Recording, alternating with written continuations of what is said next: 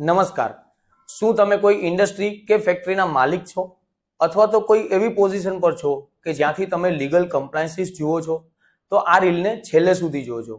Factory act 1948 પ્રમાણે જો તમારી ફેક્ટરી અથવા તો મેન્યુફેક્ચરિંગ યુનિટ ગુજરાતમાં આવેલો હોય તો ગુજરાત ફેક્ટરી એક્ટ 1963 પ્રમાણે તમારે વર્કપ્લેસ મોનિટરિંગ કરાવવું આવશ્યક છે। હવે તમને બે પ્રશ્ન થશે કે શું મારો મેન્યુફેક્ચરિંગ યુનિટ છે એ આ એક્ટની અંદર ફોલ થાય છે, અને જો થાય છે તો મારે આનું કમ્પ્લાયન્સ કઈ રીતે કરવું?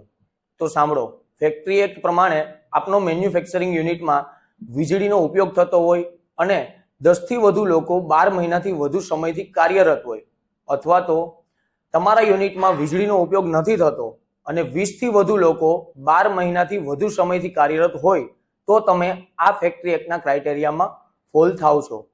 જો તમે આ ક્રાઇટેરિયામાં ફોલ થતા હોય અને હજુ સુધી કમ્પ્લાયન્સ નથી કરાવ્યું તો આજે જ સંપર્ક કરો અમારી ટીમ ઓરા એન્વાયરમેન્ટલ સર્વિસીસ પ્રાઇવેટ લિમિટેડનો, જ્યાં અમે તમને ઓવરઓલ વર્કપ્લેસ મોનિટરિંગ કરી આપશું, જેમાં ડસ્ટ પાર્ટિકલ્સ, લાઇટ ઇન્ટેન્સિટી એટલે કે લક્સ મેઝરિંગ, નોઇસ મોનિટરિંગ અને ગેસિયસ પોલ્યુટન્ટ્સનું સચોટ સેમ્પલિંગ અને એનાલિસિસ કરી આપશું। વધુ માહિતી માટે નીચે આપેલા નંબર પર સંપર્ક કરો। ધન્યવાદ।